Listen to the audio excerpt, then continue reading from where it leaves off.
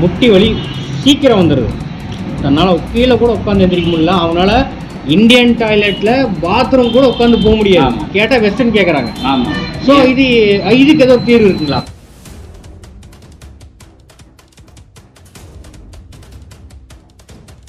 ஏதோ ஒன்று மாத்திரையோ பவுடரோ ஏதோ ஒன்றுன்னா இதை சாப்பிட்டா தான் மழை போகுன்னு உங்கள் மைண்டில் ஃபிக்ஸ் பண்ணால் தலைகீழ நின்னாலும் உங்களுக்கு அது இருந்தால் இதெல்லாம் நம்ம எதுவுமே பண்ணாமல் நோயை மட்டும் குணமாகணும்னா அப்புறம் அது தவறாக ஒரு வெவ்வேறு வழிமுறையில் போனால் உங்களுக்கு குணமாகும்.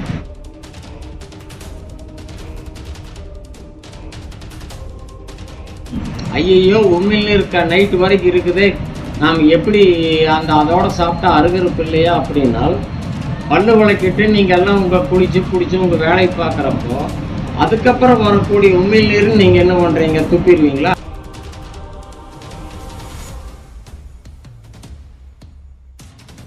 ஐயா 1 வயசு குழந்தை தான் இருக்குது, அந்த குழந்தைக்கு காய்ச்சல் இருக்குது, நெத்தி பூராம சூடாக இருக்குது, தணல் பயங்கரமாக இருக்குதுன்னா 2 கடுகளவுக்கு உப்பு, 2 கடுகளவுக்கு மஞ்சத்தூள்,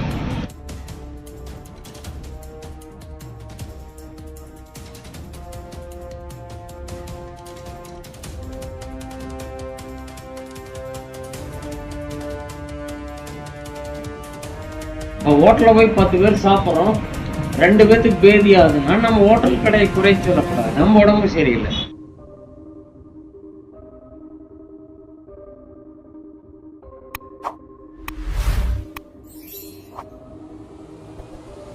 வணக்கம். இன்னைக்கு நம்ம யார் கூட இருக்கிறோம்னு பார்த்தீங்கன்னா, அதாவது கின்னஸ் ரவியை தான் பார்க்க வந்திருக்கோம். ஐயா வணக்கம். வணக்கம். நல்லா இருக்கிறீங்களா? நல்லா இருக்கிறேன். சரிங்க. இப்போது இந்த காலகட்டத்தில் அதாவது பொதுவாக பார்த்தீங்கன்னா வீட்டில் உள்ள குழந்தைங்களுக்காகட்டும் சரி, வீட்டில் இருக்கிற நமக்காகட்டும் சரி, இந்த வைரல் ஃபீவர்னு சொல்லிட்டு வருது இல்லைங்களா? அதுக்கு என்ன காரணங்க? அதுக்கு ஏதோ ஒரு மாற்று வழி இருக்கா? இல்லை, இந்த மாதிரி வைரல் ஃபீவர் அப்படிங்கிறதுக்கு இன்னொரு விதமாக சொன்னோன்னா, நீங்கள் வெள்ளங்கள் வருது, ஃப்ளட்டு வர்றப்போ நாம் பேர் வைப்போம், உலகம் பூரா வரும். ஒவ்வொரு நாட்டுக்குள்ளே அந்த வெள்ளம் சேதம் பார்த்திங்கன்னா ரொம்ப கடுமையாக இருக்கும். சுனாமின்னு சொல்லுவோம். அந்த ஜாத்திரா புயல், அந்த புயல், இந்த புயல்னு பேர் தான் வேறே ஒழிய அழிவு ஒன்று தான். தண்ணினால் வரக்கூடிய விளைவு இவ்வளோதான விஷயம். இப்போ சமயத்துலேயும் கூட அந்த மழை வெள்ளம்னா ஊடு வீடு எல்லாம் அடிச்சுட்டு போச்சு. அப்போ இது மழையினால் வரக்கூடிய சேதம் கணக்கு. அப்போ வைரல் ஃபீவருங்கிறது சுகாதாரமின்மையினால் வரக்கூடியது. வீட்டில் சுத்தம் இல்லை, பொதுவாக சாப்பாட்டில் சுத்தம் இல்லை, வீட்டில் சுத்தம் இல்லைன்னு சொல்லக்கூடாது. இப்போ நம்ம வெளியே சாப்பிட்றோம், கையை கழுவாமல் இருக்கலாம், எத்தனையோ தொட்டிருக்கலாம், நாம் அப்படியே சாப்பிடுவோம். அப்போ கை வழியாக கூட அந்த விஷம், அந்த சுகாதாரமின்மை உள்ளுக்குள்ளே போகும். நம்மக்கிட்ட எதிர்ப்பு சக்தி இருக்காது. இப்போ ஹோட்டலில் போய் 10 பேர் சாப்பிட்றோம், 2 பேர்த்துக்கு பேதி ஆகுதுன்னா நம்ம ஹோட்டல் கடையை குறை சொல்லக்கூடாது, நம்ம உடம்பு சரியில்லை. அப்போ நம்ம உடம்புல இருக்கிற எதிர்ப்பு சக்தியை நம்ம டெவலப் பண்ணணும். இப்போ காய்ச்சல் வந்தாச்சு, ஏதோ ஒரு பேர் சொல்கிறாங்க, போன தடவை கொரோனான்னாங்க, உண்மையில ஏதாச்சும் பேர் வைக்க போகிறோம். எந்த வைரல் வேணால் நீங்கள் இருக்கலாம். எப்பேற்பட்ட வைரஸ் சம்மந்தப்பட்ட நோய்கள், அதனால் வரக்கூடிய வாந்தியோ பேதியோ என்ன வேணால் இருக்கலாம். உடம்பு வலி, கடுமையான தலைவலி, கடுமையான தொண்டை வலி, இல்லை கைகள் விட்டு போன மாதிரி வரதாக இருந்தாலும் 1/2 ஸ்பூன் உப்பு, 1/2 ஸ்பூன் மஞ்சத்தூள், 1 ஸ்பூன் ஓமம் பொடி பண்ணிக்கணும். 1 டம்ளர் சாதாரண பச்சை தண்ணியில் கலந்து ஒரே வேளை, அதிகபட்சம் 2 வேளை குடிக்கலாம். 15 வயசுக்கு மேலே போனால் 1/2 ஸ்பூன் உப்பு, 1/2 ஸ்பூன் மஞ்சத்தூள், 1 ஸ்பூன் ஓமத்தை பொடி பண்ணிக்கணும். ஏன்னா ஓமம் தரியாக இருக்குது, அப்படி பண்ண உங்களுக்கு அவ்வளோ மில்கலாக. ஆனால் அரைச்சி பொடி பண்ணி சாதாரண பச்சை தண்ணியில் கலந்து 2 வேளை குடித்தா நீங்கள் எந்த மாதிரி காய்ச்சல் இருந்தாலும் சரி, வைரஸ் இதுவரைக்கும் வந்த வைரஸ்க்கு நீங்கள் பேர் வச்சுருந்தாலும் சரி, இனிமேல் வரக்கூடிய வைரஸுக்கு பேர் எந்த பேர் வச்சுருந்தாலும் அதுக்கு முடிவு இதை குணமாகக்கூடிய சக்தி இவ்வளோ.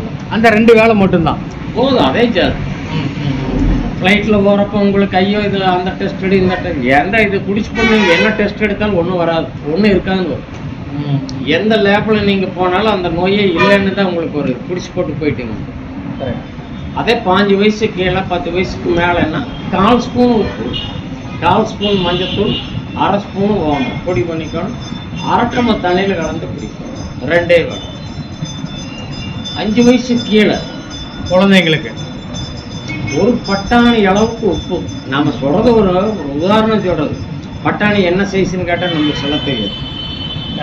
அளவு ஆமா, இத்தினோடு உப்பு, அதே அளவுக்கு மஞ்சத்தூள், 2 பட்டாணி அளவுக்கு ஓமம் பொடி பண்ணிக்கணும். ஒரு சங்கட தண்ணி, ஒரு 20 மில்லியோ 30 மில்லியோ இல்லை 1/4 டம்ளர்ல பாதி கலந்து 2 வேளை குடிச்சா உடனடியாக கேட்கும். ஐயா 1 வயசு குழந்தை தான் இருக்குது, அந்த குழந்தைக்கு காய்ச்சல் இருக்குது, நெத்தி பூராம சூடா இருக்குது, தணல் பயங்கரமா இருக்குதுன்னா 2 கடுகளவுக்கு உப்பு, 2 கடுகளவுக்கு மஞ்சத்தூள், ஒரு 5 6 ஒரு மிளகளவுக்கு ஓமம் பொடி பண்ணி ஒரு சங்கட தண்ணியில் 2 வேளையும் 3 வேளை 4 வேளை குடிச்சோம்னா முற்றிலும் அந்த காய்ச்சல்னால் வரக்கூடிய தேக அனல், உடம்பு அனல் சூடும் அது கேட்கும். நோய் முற்றிலும் குணமாகும். உடம்பு வலி போயிடும். குழந்தை சாப்பிடும், பசியாகும், ஆரோக்கியமாக இருக்கும். 2லேருந்து 3 வேளை பண்ணால் உங்களுக்கு முற்றிலும் சளி, அந்த காய்ச்சல் முற்றிலும் குணமாகும். அது எப்படிப்பட்ட நோய் தொற்றினால் வரக்கூடிய காய்ச்சல். இன்னொரு விஷயங்க ஐயா, குழந்தைங்களுக்கு சளி பிடிச்சுன்னா சீக்கிரம் நல்லாகிறது இல்லை. சளி இந்த தூங்கும் போது லொப்புன்னு இருப்பிட்டே இருப்பாங்க. அதுக்கு எதிர் வழி இருக்கலாங்க? அதான் உடம்புல எதிர்ப்பு சக்தி இல்லை. கிராமத்துல எல்லாம் பார்த்தீங்கன்னா அடிக்கடி சளி பிடிச்சி காய்ச்சல் வர மாதிரி இருக்குன்னு அந்த காய்ச்சல் கேட்காது. அதுக்கு என்னப்பாங்க, காமால வைத்தியரை போய் பாருங்கன்னு சொல்லுவாங்க. அப்ப காமால வைத்தியருக்கு என்ன பண்றாருன்னா கல்லீரலை குணப்படுத்துறாரு. கல்லீரல்ங்கிறது லிவர் நல்லா இல்லைன்னா 18 விதமான நோய்களை உருவாக்கும். அப்ப கல்லீரலை பலப்படுத்தணும். அப்ப கிராமத்துல வெள்ளாட்டு பால், பச்சைப்பால் குடிச்சிட்டு இருந்தாங்க, இல்ல தாய்ப்பால் நல்லா குடிச்சாங்க, இல்லாட்டி கோவத்தலையை எடுத்து அரைச்சு சாறு எடுத்து குடிப்பாங்க, இல்லாட்டி பொரியல் பண்ணி சாப்பிடுவாங்க. உடம்புல எதிர்ப்பு சக்தி வரும். இல்லாட்டி தூதுவளை ரசத்தை வச்சு கொடுப்பாங்க. ஆமா ஆமா. இதெல்லாம் நம்ம எதுவுமே பண்ணாம நோய் மட்டும் குணமாகணும்னா அப்புறம் அது தவறா ஒரு வேற வழிமுறையில போனா குணமாகும். அப்ப குழந்தைகளுக்கு அடிக்கடி சளி பிடிக்குதுன்னா நீங்க பார்க்க வேண்டியது கல்லீரல தான் குணமாகும். இதுக்கு நாட்டு மருந்து கடையில சொல்றதை விட கரிசலாங்கண்ணி கீரை நீங்க பொடி பண்ணாவோ கீரையா பண்ணா, கடைஞ்சு பண்ணா, இல்ல அதெல்லாம் வேண்டாம், சாறு எடுத்து ஒரு சங்கடை அளவு கொடுக்கலாம் குழந்தைன்னு. கொஞ்சம் பெரியங்கன்னா பொரியல் பண்ணி சாப்பிடலாம். கரிசலாங்கண்ணி கீரை வெள்ளையும் மஞ்சளும். இல்ல கோவத்திலையா பொரியல் பண்ணி சாப்பிடுங்க, கடைஞ்சி சாப்பிடுங்க, இல்ல அரைச்சி வடிகட்டி சாரை குடிங்க.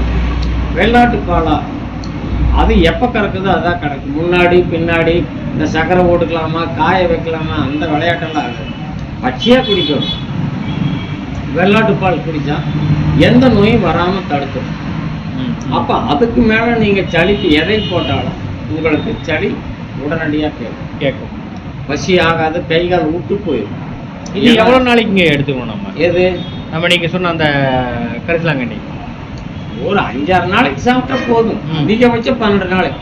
அடுத்த வருஷம் வரைக்கும் நோய் வரும். ஒரு வருஷத்துக்கு? ஆமா, 12 நாளைக்கு சாப்பிட்டாவே அடுத்த வருஷத்துக்கு வராது, நோய் வரும். அதான் நோய் எதிர்ப்பு சக்தியே உருவாக்கணும். எப்ப நீங்க அடிப்படை பிடிச்சிக்கணும். எதனால வருது, ஏன் அந்த பார்ட் வேலை செய்யலைன்னா அந்த நோய்க்கு உண்டான தன்மையை நாம குணப்படுத்தணும். இன்னொரு விஷயங்க ஐயா, பொதுவா மனிதர்களாகட்டும் சரி, மலச்சிக்கல்ன்றது பல சிக்கலாவே மாறுது, ரூபமாவே மாறிக்குது. அதுக்கு எதிர் வழி இருக்குங்களாங்க ஐயா? இது விலங்கியல் வாழ்வியல் தத்துவம்னு சொல்லுவோம். ஆடு மாடு பாருங்க, உங்களுக்கு பல்லு விளக்காது, வாய் கழுவாது, காப்பி டீ எல்லாம் குடிக்காது. அதுக்கு ஏதாச்சும் உங்களுக்கு மலச்சிக்கலுக்கான்னு பாருங்க, ரோட்ல போக அது பாட்டுக்கு அதனுடைய மலத்தை கூட்டிட்டு போயிட்டே இருக்கும். எந்த இடத்துலையும் அதுக்கு சிரமப்பட்டு அது மலம் கழிக்கிற மாதிரி நீங்க எந்த இடத்துல நீங்க ஆடை பார்த்தாலும் சரி, மாடை பார்த்தாலும், எருமை பார்த்தாலும், யானை பார்த்தாலும் அது பாட்டு ரோட்ல போயிட்டே இருக்கும். அதுல ஏதாவது சிரமம் இருக்கான்னு பாருங்க, இருக்காது.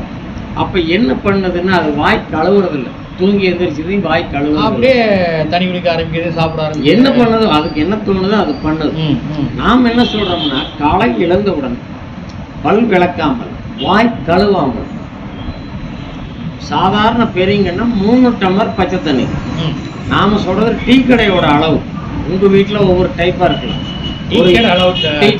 அவ்வளவு 1 டம்ளர், 10 நிமிஷம் இடைவெளி 1 டம்ளர், மறுபடியும் 10 நிமிஷம் இடைவெளி, மறுபடியும் 1 டம்ளர்.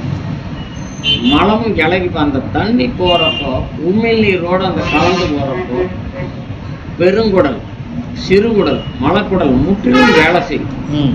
ஐயையோ உண்மையில இருக்க நைட்டு வரைக்கும் இருக்குதே, நாம் எப்படி அதோட சாப்பிட்டா அருகருப்பு இல்லையா அப்படின்னால், பல்லு விளக்கிட்டு நீங்கள் எல்லாம் உங்கள் குளிச்சு உங்கள் வேலையை பார்க்குறப்போ அதுக்கப்புறம் வரக்கூடிய உண்மையிலிருந்து நீங்கள் என்ன பண்ணுறீங்க, துப்பிடுவீங்களா? இல்லை, முழுகும். அப்போ ஏன் உங்களுக்கு அருகருப்பு வரதில்லை? உங்கள் மனசில் அருகருப்பு. இப்போ விரல்ல காயமாகுது சார், ஏதாச்சும் ஒரு இடிக்கல இடிச்சுக்கிறீங்க, இல்லை ஒரு சின்ன காயமாக ரத்தம் வருது, உங்களுக்கு விரலுக்கு ஆட்டோமேட்டிக்காக எங்கே போகும்? வாய்க்குள்ள போகுமா போகாது? கண்டிப்பாக போகும். அப்போ இயற்கையாகவே நம்ம மனசுக்குள்ள அது அன்னிச்சையாக நடக்குதே இல்லையா? இயற்கை கொடுத்த வரம் கையில் இதானா டக்குன்னு வாயில அப்போ ரத்தம் நிற்குதே இல்லையா, வலி நிற்குதே இல்லையா? அது அந்த உமிழ்நீரோட பவர். ஆமாம், சுத்தமாக இருக்குன்னா நாசமாக போயிடும், வீணாக போயிடும், இயற்கையோட ஒன்றி போகும். அப்போ நீங்கள் ஏதோ ஒன்று மாத்திரையோ பவுடரோ ஏதோ ஒன்றுன்னா இதை சாப்பிட்டா தான் மலம் போகுன்னு உங்கள் மைண்டில் ஃபிக்ஸ் பண்ணால் தலைகீழ நின்னால் உங்களுக்கு அது இருந்தால் தான். அப்போ நீங்கள் உங்கள் வீட்டில் இருக்கிற வரைக்கும் கரெக்டு, வெளியே எங்கேயாச்சும் போகிறோம், ஒரு வேலைக்கோ என்ன வேணாலும் தொழில் சார்ந்து இன்னொரு பக்கம் தங்க வேண்டியதுன்னா இந்த மலம் இலகி போகலை அப்படிங்கிறப்ப தோள்பட்டையெல்லாம் கனமாக இருக்கும், கை கால் என்னமோ உங்களுக்கு வெளியும் சொல்ல முடியாது, கரெக்ட் சொல்ல முடியாது. அப்போ நம்மளோட இயல்பு வாழ்க்கை பாதிக்கும். பல்லு வழக்கம் 10 தண்ணி குடினா நீங்கள் உலகத்தில் எந்த மூலையில் போனாலும் கிடைக்குமா? கிடைக்கும். தண்ணி தானே. ஆமாம், இந்த ஐஸ் வாட்டர் குடிக்கலாமா, சுடுதண்ணி குடிக்கலாமா, இந்த விளையாட்டெல்லாம் இருக்கக்கூடாது, இயற்கையாக போகும். என்ன ஒரு தண்ணி இருக்கா, அதை குடிச்சிட்டு போயிட்டே இருக்க வேண்டியதுதான், இல்லைங்களா? இன்னொரு விஷயங்க ஐயா, ரொம்ப வயதானவங்க இல்லை வெயிட் அதிகமாக்குறவங்கலாம் பார்த்தீங்கன்னா முட்டி வலி சீக்கிரம் வந்துடுது, தன்னால் கீழே கூட உட்காந்து எந்திரிக்க முடியல, அவனால இந்தியன் டாய்லெட்டில் பாத்ரூம் கூட உட்காந்து போக முடியாது, கேட்டால் வெஸ்டர்ன் கேட்குறாங்க. ஆமாம். ஸோ இதுக்கு ஏதோ தீர்வு இருக்குங்களா? இல்லை, நம்ம இரும்பு சத்து குறைபாடு, கைகள் கெண்டை பிடிக்குதுன்னு சொல்லுவாங்க கிராமத்தில், ஒரு பக்கம் கொரக்களி பிடிக்குதும்பாங்க, மரத்து போகுதுன்னு சொல்லுவாங்க. ஒவ்வொன்றும் ஒவ்வொரு விதமான அந்த ஏரியாவில் புழங்குற வார்த்தையினோட அடிப்படை. கெண்டை பிடிக்குது ஒரு பக்கம், கொரக்களி பிடிக்குதும்பாங்க, அந்த ஏரியா வார்த்தைகள். ஆமாம். அதே மாதிரி நம்னஸ், மரத்து போகுதுன்னு ஒரு வார்த்தை ஆங்கிலத்தில் சொல்ல, மரத்து போகுது. அப்போ அதுக்கு அயன் குறைவு, இரும்பு சத்து குறைபாடுன்னு அர்த்தம். ஏன்னா போனோம்னா நம்மளுக்கு தேஞ்சு போச்சுன்னு ஏதாச்சும் ஒன்று சொல்லிடுவோம். ஆமாம், நேரில் ஜவ்வு இருக்குப்பா, அது தேஞ்சு போச்சு, இது தேஞ்சு போச்சு, ஜவ்வு. அப்போ இரும்பு சத்து வேணும்னா இரும்பு சத்து எதில் இருக்குன்னா கருவேப்பிலையில் மட்டும்தான் இருக்கு. விட்டமின் ஏ அண்ட் டி கருவேப்பிலையில், இரும்பு சத்து மட்டும்தான் கருவேப்பிலையில். ஏன் நம்ம கருவேப்பிலை சொல்கிறோம்னா, காய்கறிக்கு நீங்கள் ரொம்ப மருந்து அடிப்பீங்க, கருவேப்பிலை கிடைக்க மாட்டோம், மருந்தே கிடையாது. இல்லை, குறைவாக அடிக்கலான்னு வச்சுக்கலாம். அப்போ காய்கறி ரொம்ப மருந்து அடிக்கிற காய்கறியை நீங்கள் சாப்பாட்டில் சேர்த்துக்குவீங்க. குறைவாக அடிக்கிறதோ இல்லை அடிக்காமல் இருக்கிற கருவேப்பிலையை வாசனைக்கு போட்டு மறுபடி தூரமாக ஓரமாக போட்டுருவீங்க. அப்போ உங்களுக்கு சத்து வராது.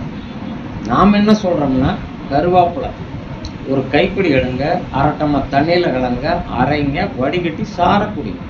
ஐயா சுடுதண்ணி கலக்கலாமா, நடுவில் கலக்கலாமா, ஓட்டக்கூடாது, பச்சையாக எடுக்கிறோம். ஒரு கைப்பிடி கருவேப்பிலை மிக்சிலேயே ஏதோ ஒன்று போடுங்க, சும்மா அரைச்சிங்கன்னா பேஸ்ட் மாதிரி ஆயிடும். அதனால் அரட்டமா தண்ணியில் கலக்கணும். அரைக்கிறப்போ கருவேப்பிலையில் இருக்கிற சத்து தண்ணிக்கு போயிடுமா, போயிடும். வடிகட்டி தண்ணி குடிக்கணும். காலை இரவு சாப்பாட்டுக்கு முன்னாடி கை கால் கெண்டை பிடிக்காது, முடி கொட்டாது, கண் பார்வை தெளிவாக இருக்கும். இதுதான் விஷயம். இவ்வளோ பண்ணவே போதுமானது இல்லைங்களா? வேற எதுவுமே நம்ம வெளியே வாங்கணும்னு அவசியம் இல்லை, செலவு பண்ணணும்னு அவசியம் இல்லை, எதுவும் பிரச்சனை கிடையாது. நம்ம வீட்டில் நம்பணும், நம்ம ஆரோக்கியத்தை நம்பணும், நம்ம கலாச்சாரத்தை நம்பணும். முதல்ல நம்மள நம்பணும், இல்லைங்களா? இதுதான் நம்ம சொல்ல வரோம். இதான் விஷயம். தொடர்ந்து பேசுவோம்.